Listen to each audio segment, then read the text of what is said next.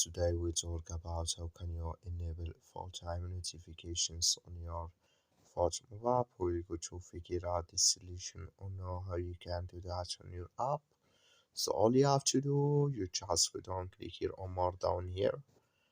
So then it's going to take you to this list. Then all you have to do, you just click here on notifications.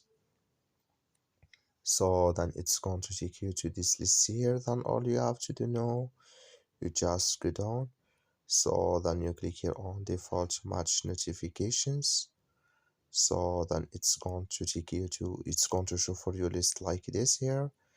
So then you come here to full time and you just click in this sign here. Then like you see this color show for us that's my full time enable with us now. Go down here, click here on down here. So then it's going to add with you. That's all you have to do. Thank you for watching. Don't forget to support us by like and subscribe.